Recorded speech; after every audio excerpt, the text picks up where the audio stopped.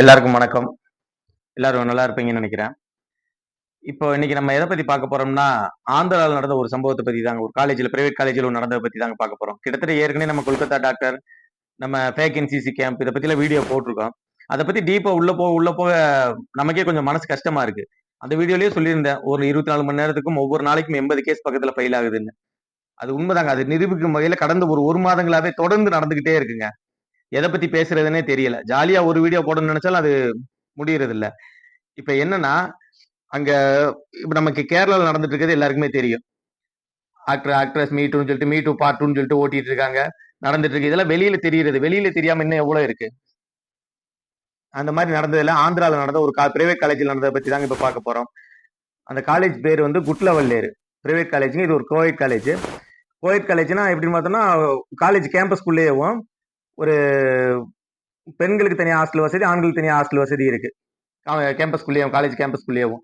இதுல கிட்டத்தட்ட ஹாஸ்டல் வசதினா எவ்வளவு பாதுகாப்பா இருக்கும் பாத்துக்கோங்க. ஹாஸ்டல்லாம் தனியா ஒரு வார்டன் இருப்பாங்க, எல்லாருமே இருப்பாங்க. ஆனா இவங்க என்ன பண்ணிருக்காங்கன்னா, அந்த ஹாஸ்டல்ல இருக்க பாத்ரூம்ல ஒரு ஸ்பை கேமரா இருந்திருக்கு. இது என்ன ஆயிருக்குன்னா, ஒரு மாணவி வந்து ஒரு 30/8ஆம் தேதி வாக்குல பாத்ரூம் போறப்ப, ஒரு இரவு 7 மணி வாக்குல பாத்ரூம் போறப்ப அந்த ஸ்பை கேமராவை கண்டுபிடிச்சிட்டாங்க. அது எப்படி கண்டுபிடிச்சாங்கன்னு தெரியல. கண்டுபிடிச்சிட்டு வந்து மேலிடத்துல கம்ப்ளைண்ட் குடுத்துட்டாங்க. ஹெச்ஓடிட்ட எல்லாத்தையும் கம்ப்ளைண்ட் குடுக்கவும், வார்டன்ட்ட எல்லாத்தையும் கம்ப்ளைண்ட் குடுக்கவும், பிரச்சனை பெருசாகி போலீஸ் கம்ப்ளைண்ட் வரைக்கும் குடுத்துட்டாங்க. போலீஸ் கம்ப்ளைண்ட் குடுத்ததுக்கு அப்புறம் என்னாச்சுன்னா, போலீஸ் எல்லா பசங்களையும் விசாரிச்சு, அதுல அதே காலேஜ்ல, அதே ஹாஸ்டல்ல இருக்கிற விஜயகுமார்ன்ற பிடெக் படிக்கிற ஃபைனல் இயர் பையன் மாட்றான். அந்த பையன்ட்ட இருந்து லேப்டாப், மொபைல் போன் எல்லாத்தையும் வாங்கி பாக்குறப்ப, அதுல கிட்டத்தட்ட 300க்கும் மேற்பட்ட போட்டோஸ் அண்ட் வீடியோஸ். 1, 2 இல்லைங்க. டோட்டல் ஸ்ட்ரென்த் எவ்வளவுன்னு தெரியல. அதுல 2 பங்கா இருக்கலாம், இல்ல 1 பங்கா இருக்கலாம். 300க்கும் மேற்பட்ட போட்டோஸ் அண்ட் வீடியோஸ். அவ்வளவு இருந்திருக்கு. இதுல மிகப்பெரிய கொடுமை என்னன்னா, அது எல்லாருமே அந்த பையன்ட்ட பணம் கொடுத்து வாங்கியிருக்காங்க. அவனோட ஃப்ரெண்ட்ஸ், அந்த காலேஜ் ஸ்டூடெண்ட்ஸ் எல்லாருமே. இது எத்தனை பொண்ணுங்களோட இது என்ன இது? போலீஸ் இதுக்கு என்ன நடவடிக்கை எடுக்க போறாங்கன்னு தெரியல. திரும்ப திரும்ப ஒரே விஷயம் நடந்துட்டு இருக்கு. வெளியில தெரியறது இவ்வளவு, வெளியில தெரியாம இன்னும் எவ்வளவோ.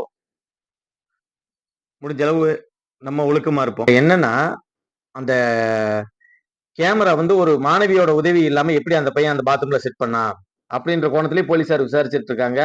தயவு செய்து மாணவிகள் இந்த மாதிரி விஷயத்துக்கு துணை போகாதீங்க. நாளைக்கு இந்த சம்பவம் உங்களுக்கே கூட நடக்கலாம். நீங்க வச்சுட்டு நீங்க தெளிவா இருக்கீங்கன்னு நினைச்சிட்டு இருக்கீங்க. நாளைக்கு உங்க முதுகுக்கு பின்னாடி யாரோ இந்த வேலையை பார்ப்பாங்க.